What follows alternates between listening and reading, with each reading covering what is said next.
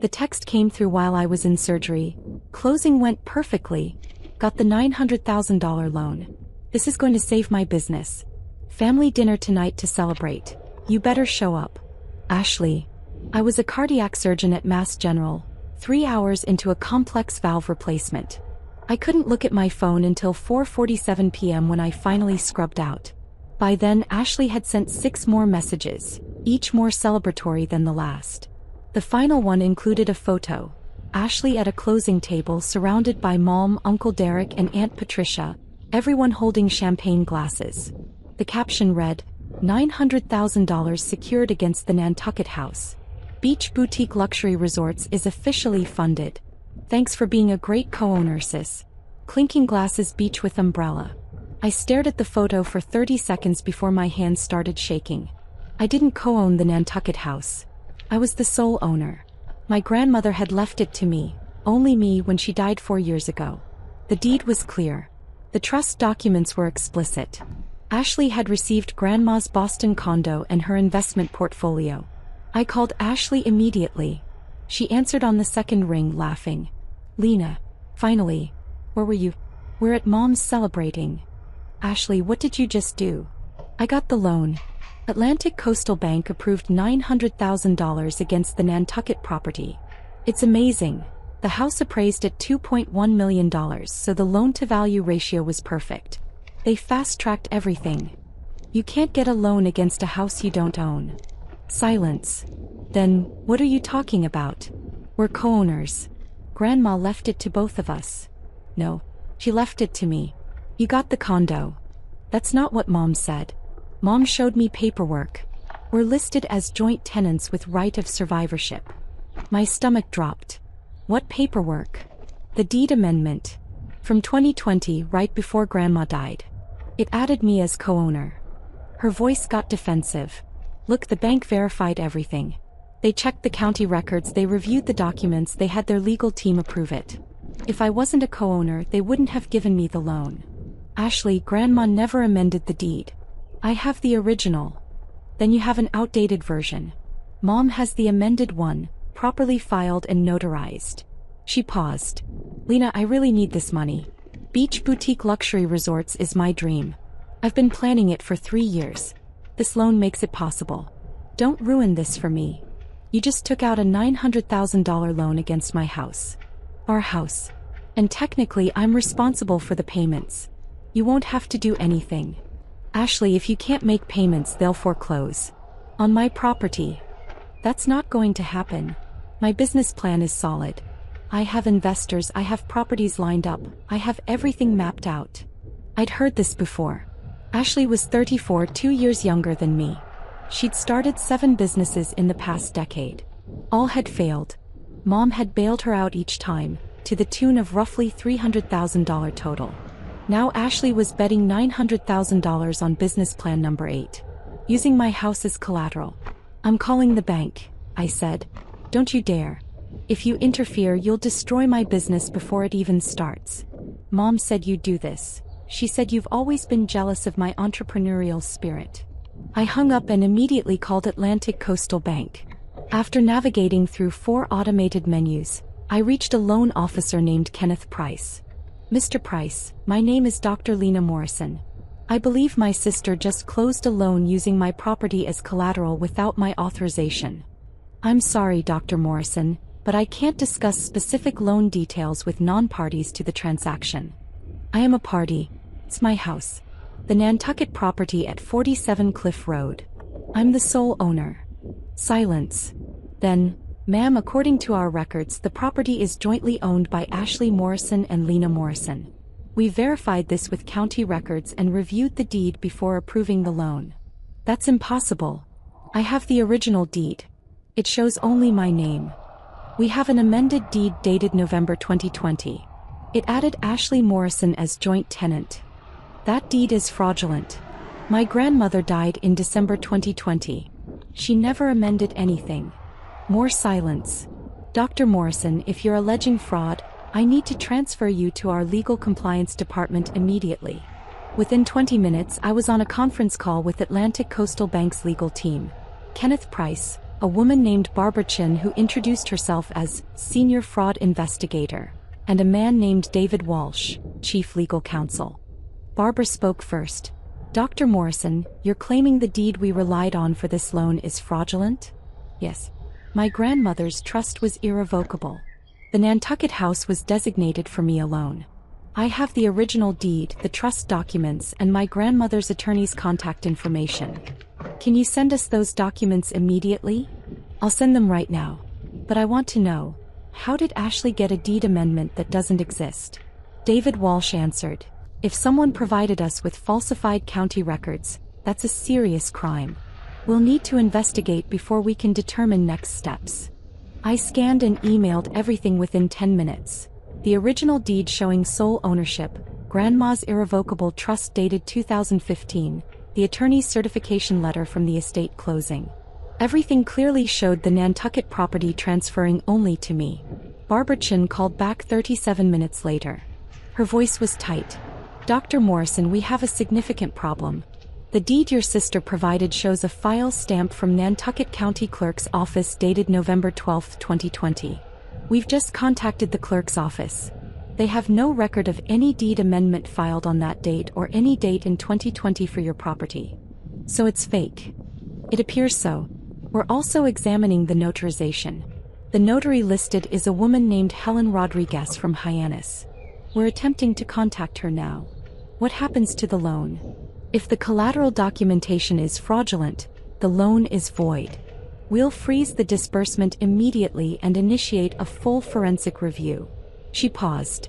Dr. Morrison, did you sign any documents related to this loan? No. Nothing. The loan file contains your signature on 3 documents: a co-owner consent form, a title acknowledgement, and a hazard insurance authorization. Are you saying those signatures aren't yours? My hands went cold. I never signed anything. I didn't even know about the loan until an hour ago. Then we're looking at forgery in addition to deed fraud. I'm escalating this to our executive fraud team and contacting law enforcement. The next 6 hours were chaos. Atlantic Coastal Bank froze the $900,000 disbursement, most of which Ashley had already wired to various business accounts. Barbara Chin called back at 9:15 p.m. with an update. Dr. Morrison, our forensic document examiner, has compared the signatures on the loan documents to your verified signature from your medical license and hospital credentials. They're not even close. Whoever forged your signature didn't try very hard. How did this get through your approval process?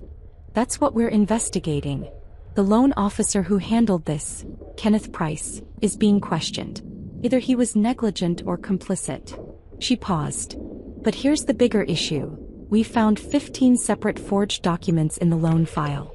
The amended deed, 3 signature pages, county filing stamps, notarization certificates, title insurance forms, property tax records, all fabricated. 15 documents? Ashley couldn't have created all that herself. No. This level of sophistication suggests she either hired someone or obtained the documents from a fraud ring. We're contacting the FBI. This appears to be part of a larger mortgage fraud operation. What about the money Ashley already spent? We're pursuing full recovery. We've frozen all accounts connected to Ashley Morrison and any business entities she controls. We've also filed an emergency motion to place a lien on any property she owns. Barbara's voice hardened. Dr. Morrison, your sister attempted to steal your house and committed federal bank fraud in the process. She's facing serious prison time. Ashley called me at 11:43 p.m. screaming. What did you do? The bank froze everything. I can't access any money. They're saying the loan is void. You ruined me. You forged my signature on 15 documents and tried to mortgage my house without my knowledge. Did you think there wouldn't be consequences? I didn't forge anything. Mom handled the paperwork. She said everything was legal. Mom created fake deeds and forged my signature? She said she was correcting an oversight. Grandma meant to leave the house to both of us. The trust was just worded wrong. Mom was fixing it. By committing felony fraud. It's not fraud if it's what Grandma wanted. You're being selfish. I need this money. I have investors expecting returns. I have property deposits already paid. If this loan doesn't go through, I'll lose everything. You already lost everything when you decided to forge documents and steal my property. She started sobbing. Please, Lena. Call the bank. Tell them it was a misunderstanding. Tell them you gave permission. I'll cut you in on the business, 20% equity. Please. No. What you did is illegal. I'm not covering for you. Said you'd do this. She said you've always been jealous that I'm an entrepreneur. That I take risks while you just collect a salary. I'm a cardiac surgeon. I save lives. You forge documents and commit fraud. I hung up. The fallout was swift. The FBI opened an investigation within 48 hours. They discovered Mom had paid $18,000 to a document forger in New Jersey who specialized in estate corrections, fake deeds, forged signatures, fraudulent notarizations. The forger had clients across 6 states. Mom was arrested first, then Ashley. Both were charged with mortgage fraud, forgery, wire fraud, and conspiracy. The bank added civil claims for $900,000 plus damages. At Mom's arraignment, her attorney argued she was trying to honor her mother's wishes and correct an unfair inheritance distribution. The prosecutor presented the 15 forged documents and my grandmother's crystal-clear trust language. Bail was set at $150,000. Uncle Derek posted it. He called me afterward. Lena, how can you let your own mother sit in jail? Family helps family. Family doesn't commit fraud against family, I said. Your grandmother spoiled you, left you the best property. Your mother was just evening things out. By breaking the law. Multiple felonies. You're destroying this family over a technicality. I hung up and blocked his number. The trials happened 8 months later.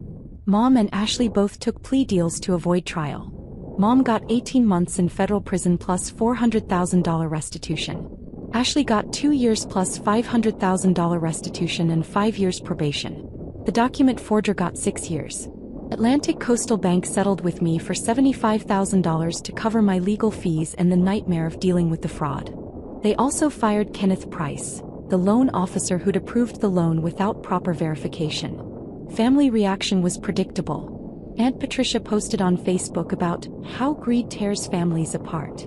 Uncle Derek sent me a long email about forgiveness, without mentioning the 15 forged documents. Cousin Jamie called me cold-hearted. None of them offered to help when Mom and Ashley were facing federal charges for crimes they actually committed. I'm still in Boston, still at Mass General, still saving lives in the OR.